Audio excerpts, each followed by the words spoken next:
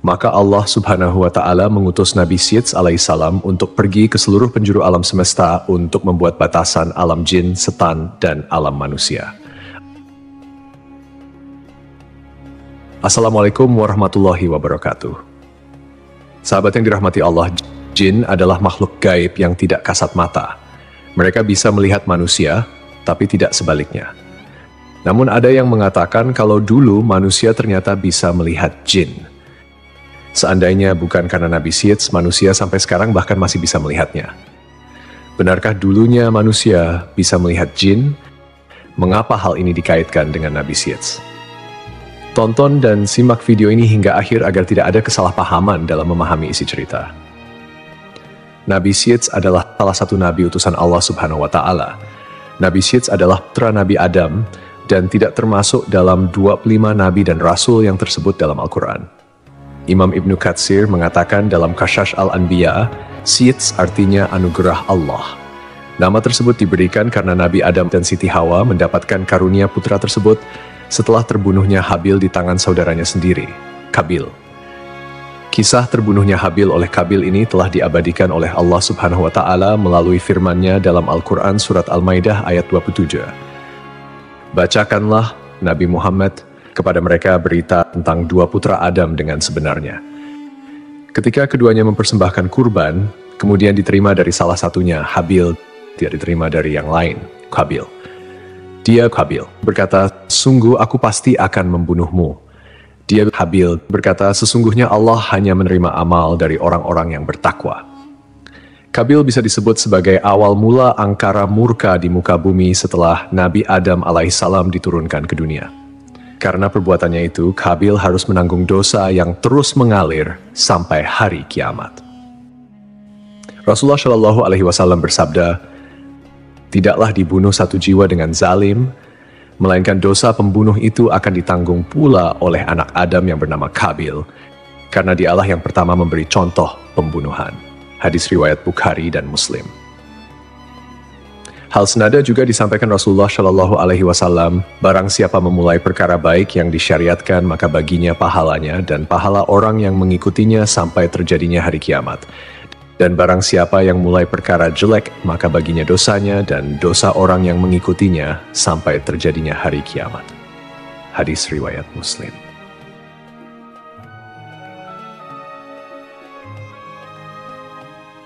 Dikisahkan setelah Nabi Adam alaihissalam mengetahui Habil terbunuh, Nabi Adam sangat bersedih dalam waktu yang lama. Maka Allah Subhanahu wa Ta'ala berfirman kepadanya, hai Adam, sampai kapan tangisan dan kesedihan ini? Sesungguhnya aku akan memberikan pengganti dari anak itu untukmu dengan anak yang terpercaya dan akan menjadi seorang nabi. Dari keturunannya akan kunjadikan para nabi hingga hari kiamat.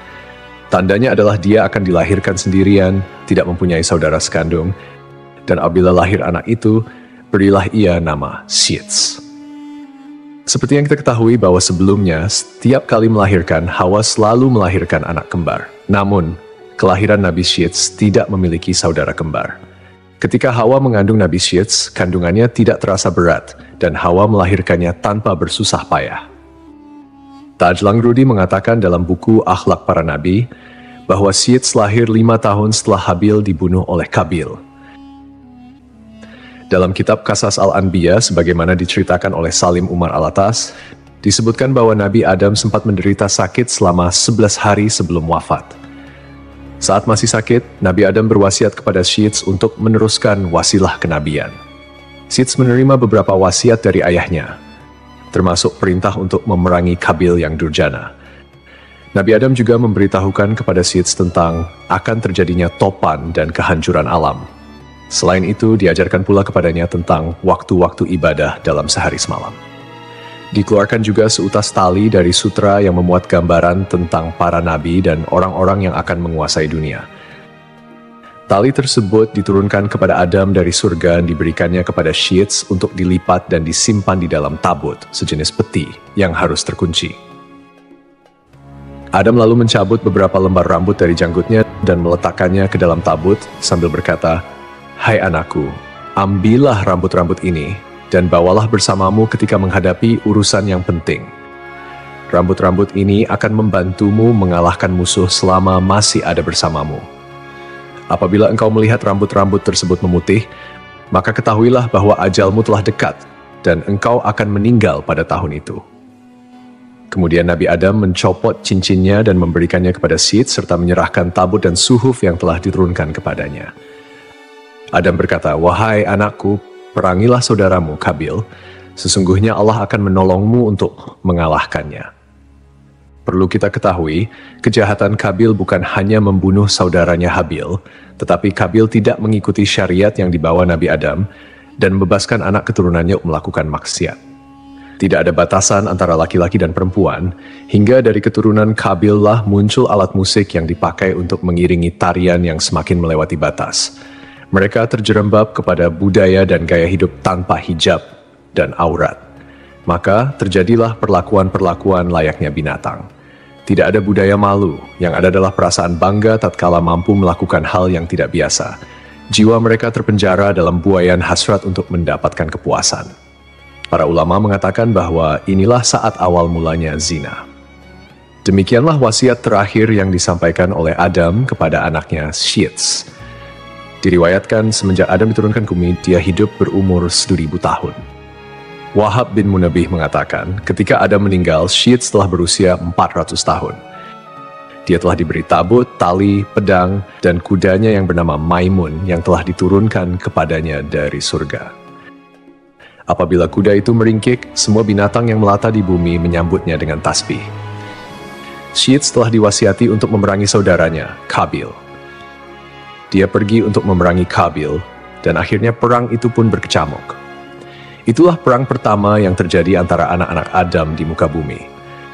Dalam peperangan itu, Syed memperoleh kemenangan dan dia menawan Kabil.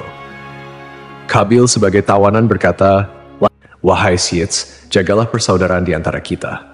Lalu Syed menjawab, "Lalu kenapa kau tidak menjaganya? Engkau telah membunuh saudaramu, Habil." Jawaban Syed pun sangat logis dan penuh dengan pertanyaan moral. Kenapa kau tidak menjaganya? Pertanyaan yang menyinggung kontradiksi antara kata-kata dan tindakan Kabil. Ini menggambarkan bagaimana dosa dan kejahatan dapat merusak hubungan persaudaraan, dan juga menggambarkan kedalaman rasa bersalah atau mungkin penyesalan yang dihadapi Kabil jika dia sampai menyadari kesalahannya. Kemudian Kabil ditawan oleh Syed, kedua tangannya dibelenggu di atas pundaknya dan dia ditahan di tempat yang panas sampai meninggal. Anak-anak Kabil bermaksud menguburkannya.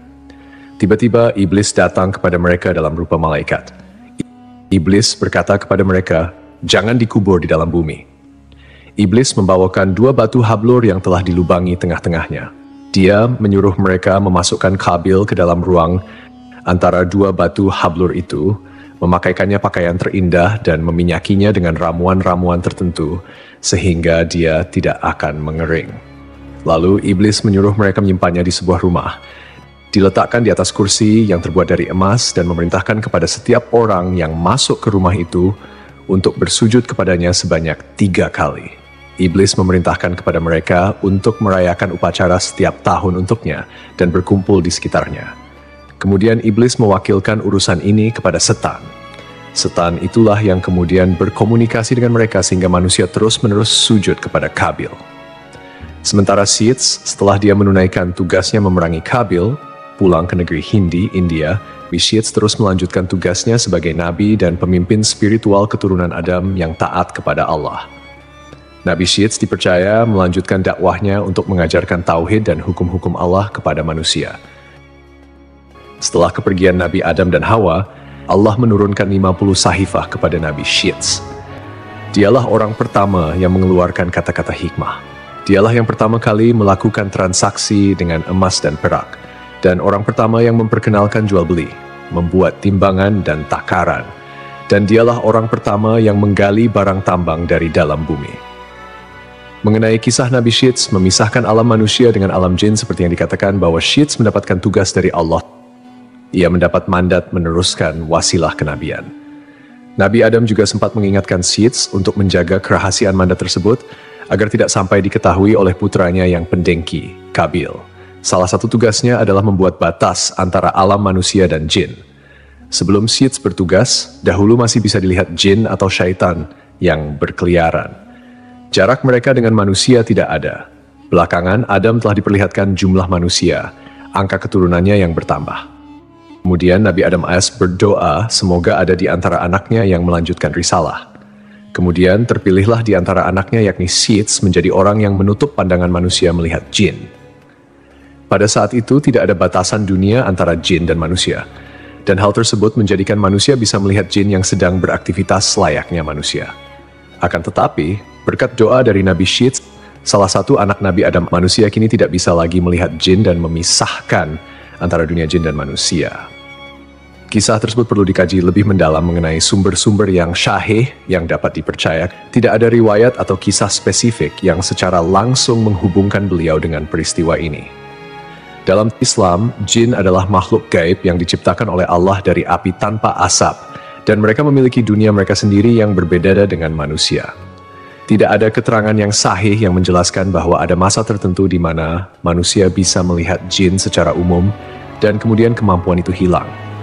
Pada dasarnya, manusia memang diciptakan dengan keterbatasan dalam hal penglihatan terhadap makhluk gaib seperti jin. Hal ini adalah bagian dari ujian di dunia, di mana manusia harus beriman kepada yang gaib, tak terlihat, termasuk keberadaan jin, malaikat, dan hal-hal yang tidak tampak oleh mata. Dalam ajaran Islam, manusia bisa melihat jin hanya jika Allah menghendakinya, misalnya melalui kejadian-kejadian tertentu atau sihir yang dilarang. Namun, ini bukanlah sesuatu yang umum atau diceritakan secara spesifik dalam sejarah Nabi Sits. Wallahu a'lam bishawab. Hanya Allah yang mengetahui kebenaran yang sesungguhnya.